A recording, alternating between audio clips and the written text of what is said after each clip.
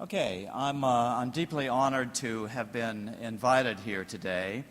Thank you to the organizers for all their hard work, and especially Nadia Din, who invited me here. And thank you to all of you for attending. This conference comes at a most important time, as national central banks have been strongly encouraged by the BIS, Bank for International Settlements, to begin shrinking national money supplies. This just came out on June 23rd in a speech by BIS General Manager Jamie Karuna at the bank's annual meeting in Basel, Switzerland. Easy financial conditions can only do so much. More stimulus cannot revive productivity growth. Adding more debt will not strengthen the financial sector, nor will it reallocate resources needed to return economies to real growth. So forget about all the speculation in the press whether QE will continue or not, because it will not continue. The central bank of central banks has spoken. The advanced economies, the red line at the top of the chart, are now running sovereign debt to GDP ratios approaching 120% and growing at about 5% per year. Now, these are 2012 numbers. Certainly, this is wildly unsustainable in itself. In fact, anything over 80% is a drag on economies. 90% is officially dubbed by the IMF as unsustainable.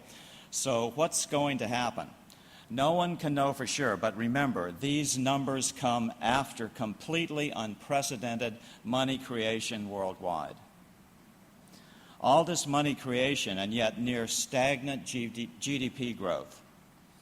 Imagine what's going to happen once the monetary heroin is withdrawn, which is about to come. I'm going to give you a little different look at the sustainability of economic systems. I call it macroeconomics. We're going to look at four basic things that you may not have considered in the past, but even when taken individually are very powerful. The first one is humankind's 2,500-year march towards freedom. What started it, what tends to work, and why it works. The second one is the negative effects of over-consolidation of power on national economic and political structures. The third one is a national debt. Is it effective? Is it necessary? And finally, number four, the money creation power of a sovereign and why it is important. What is the most important political development of the past 25 years of human history? It is certainly the development of self-governance, governance of the people, by the people, and for the people. Governance in the public interest instead of governance in the interest of a single person, family, or relatively small privileged group. In other words,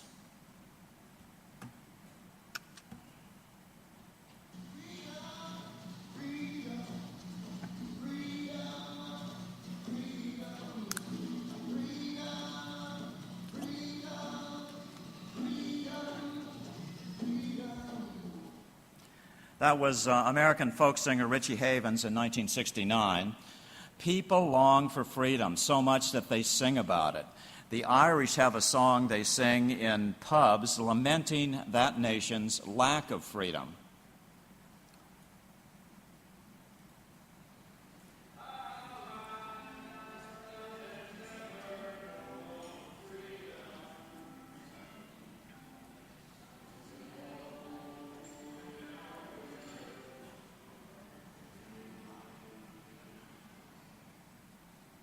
Ireland didn't win its independence from Great Britain and have its first constitution until 1922, and only after 800 years of warfare.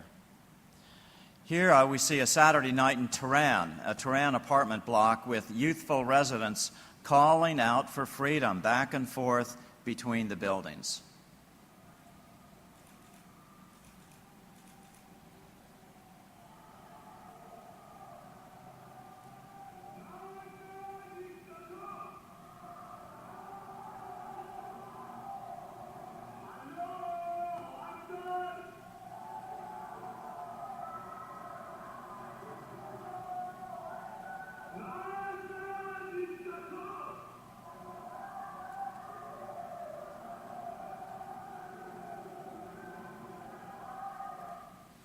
So today, 2/3 of the Iranian population is under 25. The vast majority of these young people want freedom and a Western lifestyle. In June, Iranians flooded the polls and elected the most reformist candidate, Hassan Rouhani, by an overwhelming margin. We don't yet know if Rouhani is just a fake reformist or the real deal, but the Iranian people have spoken decisively for freedom, and they should be encouraged by the West by lifting some of the crippling economic sanctions that have devastated the middle class. Nations who love freedom need to encourage these Iranians. So what is this freedom that people will die for to achieve for themselves and their families? It's characterized by effective self-governance. Government should be the servant of the people, not the dictator manipulating the public. The people should not fear their government. Instead, they should believe that they can have some influence over the decision-making process. Another of the many attributes of freedom is the rule of law. Government cannot be respected by the citizens unless they perceive the rule of law as something that protects them rather than suppresses them. And remember, it's either the rule of law or the law of the jungle. And I don't believe that anyone in this room would voluntarily vote for their families to return to the law of the jungle. The third attribute of sustainable self-governance is buy-in. Buy-in is critical to the political and economic sustainability of a nation. For example, my parents would never have simply walked by a piece of trash in the street when I was a kid. They would have felt that it was their public duty to pick it up. My parents knew that government can't run efficiently without everyone helping out. That's the whole purpose, the whole concept behind government. It's what it's supposed to be about anyway. We all pitch in a little bit to make the system work. They understand these basic responsibilities behind freedom. Freedom is never just given to you in perpetuity. It isn't free. You have to work at it every day or we will surely lose it. And we have to teach these lessons to our children and our grandchildren. That's something that's typically overlooked. My children are less likely to understand civic duty. They're all good kids, but they have grown up in the world of television. And the message from television is government is bad, government is corrupt, better leave it to us experts. This is not a message which will encourage participatory democracy and buy-in. It's the recipe for looming disaster. So for a government to be sustainable, it must operate fairly or the public will slowly turn against it.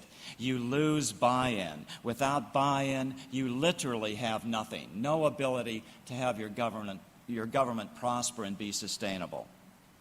These shifts in public opinion are subtle, but once they become apparent, they're already so advanced that they are difficult to turn around. It's impossible to put a date on the emergence of effective self-governance, but let's just say it started here, in ancient Greece with Solon, the lawgiver. Solon was the leader of the city-state of Athens. He is known as the father of the Greek democracy. About 594, he issued the first constitution to settle long-standing conflict between nobles and the common people. The poor, along with their wives and children, were in slavery to the rich. All land was in the hands of a few. The existing set of laws had been issued by Draco. They were very harsh and favored the oligarchs of the time. To stabilize society, Solon decentralized political power and the money power. He knew that in order for society to be successful, the commoners had to have some power, some money, and hope of success in order to create an incentive-driven society. Solon abolished slavery and allowed anyone to serve in the legislature. He was the first to allow commoners to sit on a jury. To improve the money supply for the commoners, he ordered forgiveness of interest debt for mortgages. once the principal was repaid, and doubled the money supply by calling in all precious coins and having them recoined with only half the precious metal as before. This reinvigorated the Athenian economy and brought on these results: the golden age of Athens. Naturally, the devaluation curtailed imports, but that only boosted internal production and exports, just like it does in every society today. That's why it would be good for Greece to leave the euro and reissue the drachma. Yes, they would suffer devaluation, but what does devaluation mean? It means that Greece would no longer be able to import BMWs from Germany. Is that such a bad thing? In other words, it would massively stimulate internal production.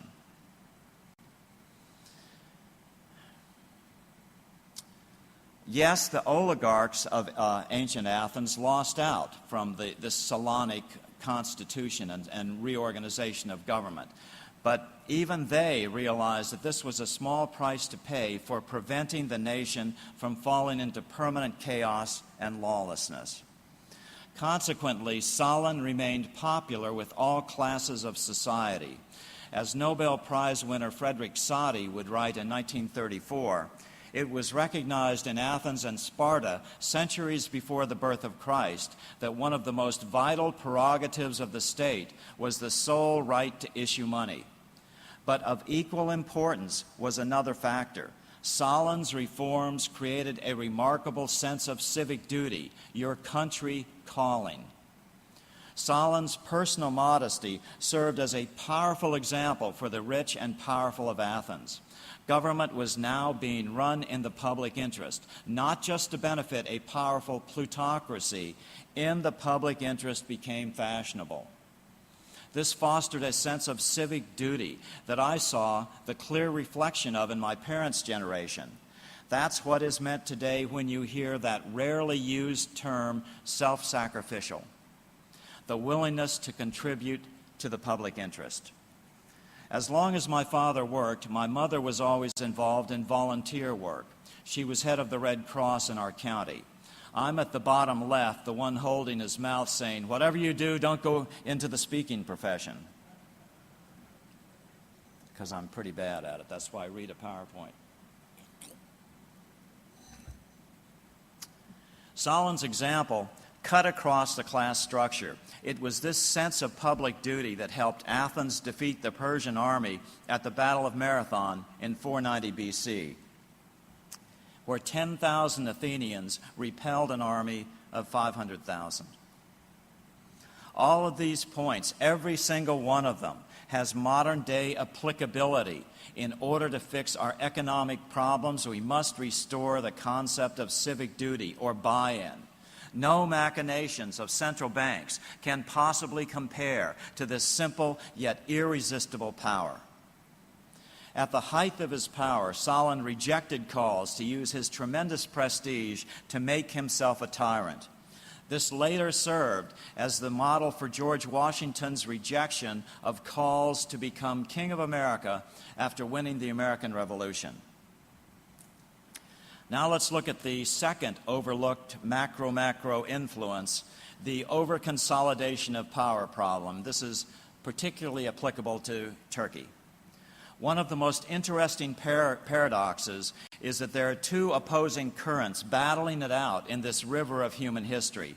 On the one hand, you have this unstoppable will for humankind to seek freedom from tyranny.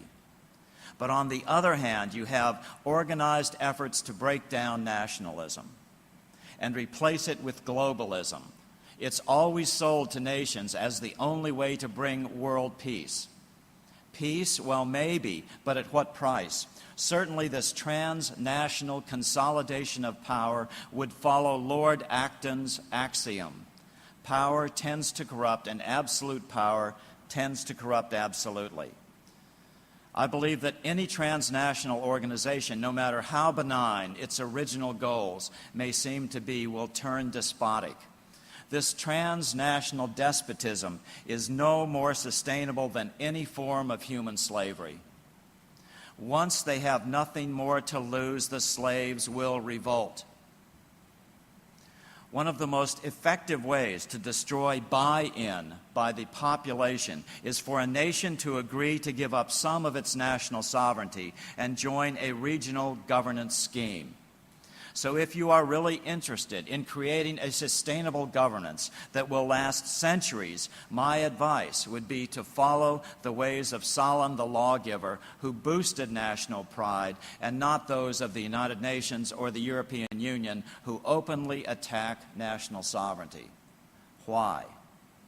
People love their nations. It's an identity that makes them separate from their neighboring countries. It's just like in families. If you grew up in a family with 4 children like I did, everyone tries to find a separate identity.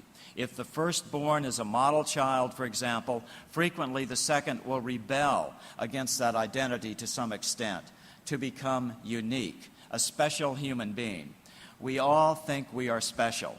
We all know deep in our souls that we were sent here by the Creator to fulfill a special mission that only we were created to achieve.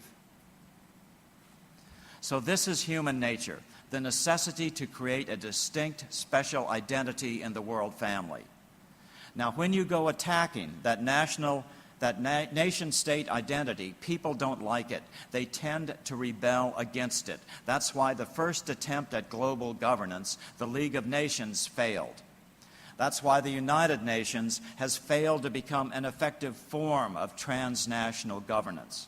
And that is why the next experiment has been the European Union. So if humanity will not buy into world government in one big bite, they decided to try to do it in small bites, and the EU was born. So what's the result? In Hungary in 2003, when the dangers of centralization of power across national borders was not yet recognized, Hungarians voted for EU membership with 83% of the vote. But Hungary never adopted the euro. They were proud of their sovereign national money, the forint. Last month, a new populist government paid off the last remaining installment of their IMF loan 1 year ahead of time. And it was not a trivial amount. I think it was $2.1 billion. They kicked the IMF out of the country, and now they are considering withdrawing from the EU altogether. Hungary's best friend in Europe is Poland. Poland joined the EU in 2004. It, too, never adopted the euro, despite 64% initially favoring it. By 2011, those favoring the euro had slipped to 32%, and last year that plummeted below 25%.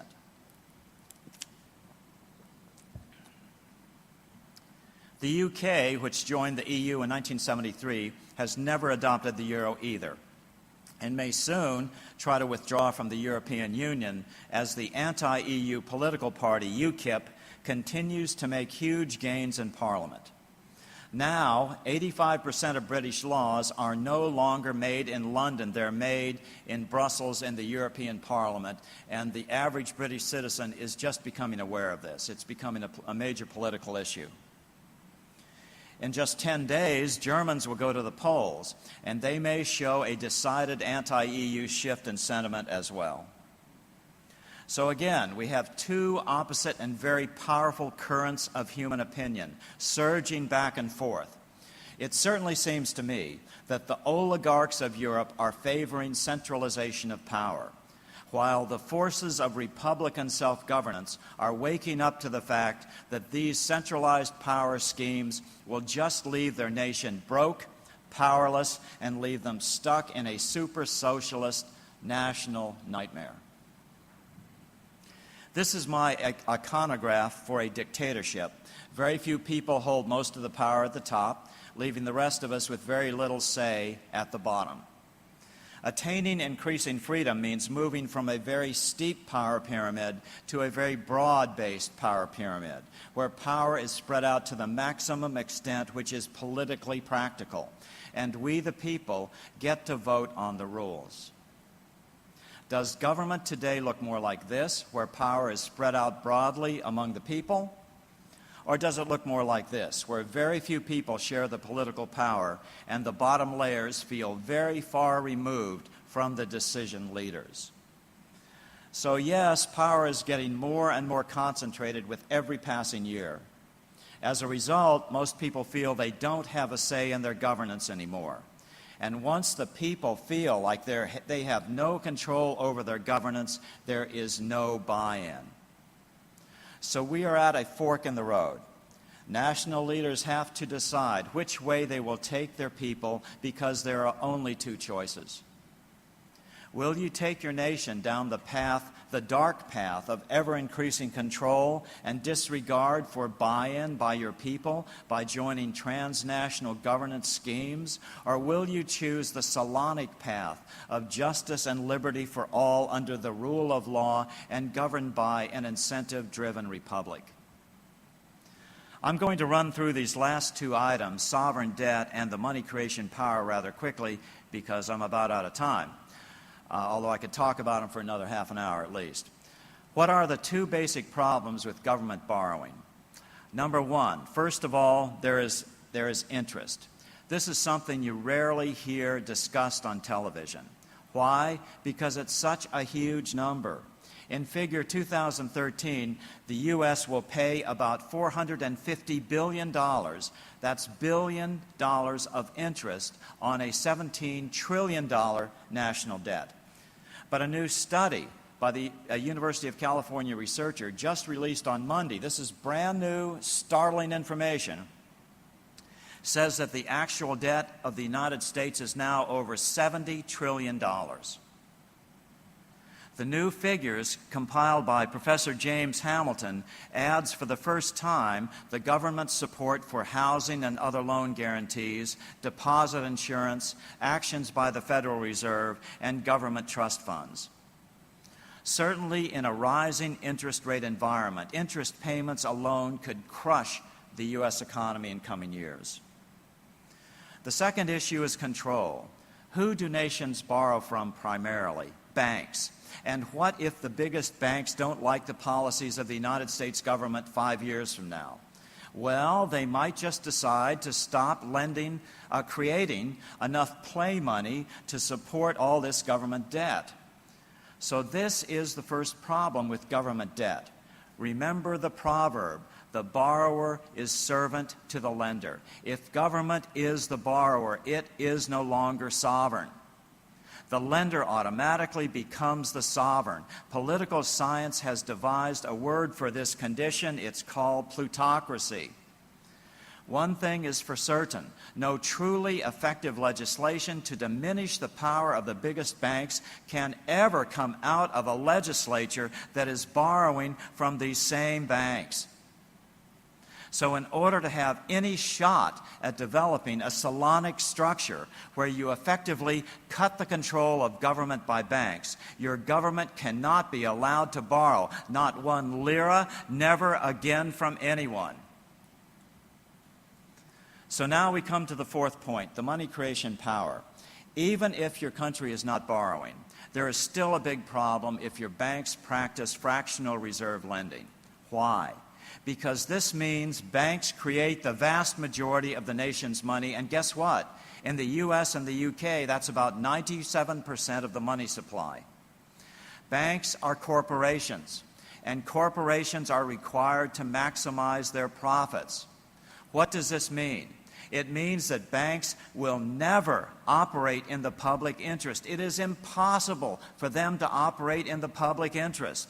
Therefore, you cannot give them the money power. You have to return banks to full reserve lending. And my definition of that is banks can only lend out $1 for every dollar of capital that they have on their books. This does not mean nationalizing banking. I agree with Irving Fisher, head of the Chicago School during the Great Depression of the 1930s. Nationalize money, but do not nationalize banking. We need commercial banks. They provide services we all use every day. They need to be the intermediaries between borrowers and lenders, such as with Islamic banking, but actually be the money, but not actually be the money creators. The way a correct banking system should operate is the government should create all the money in the first instance.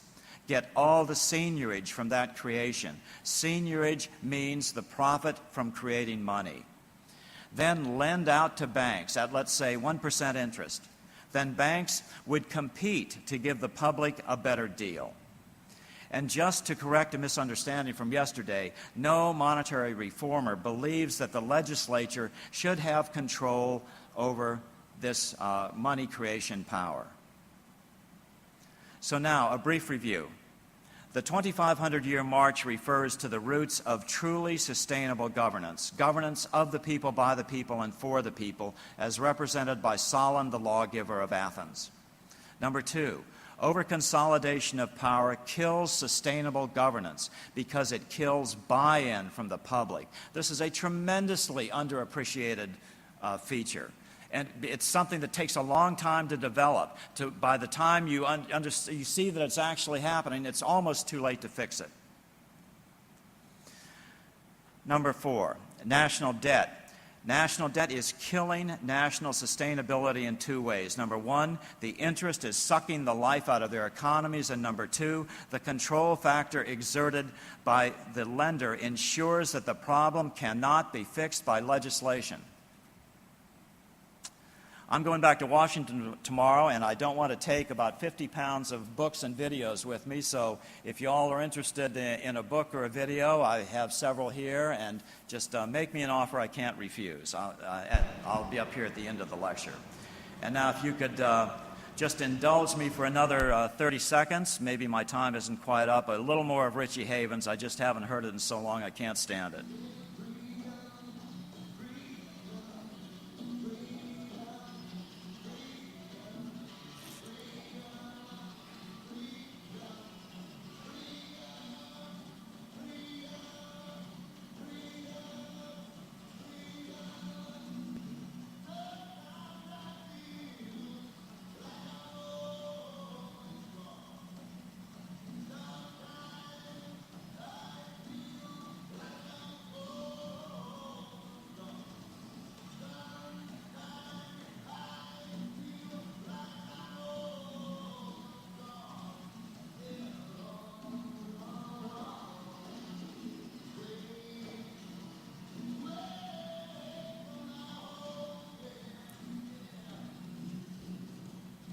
Thank you very much.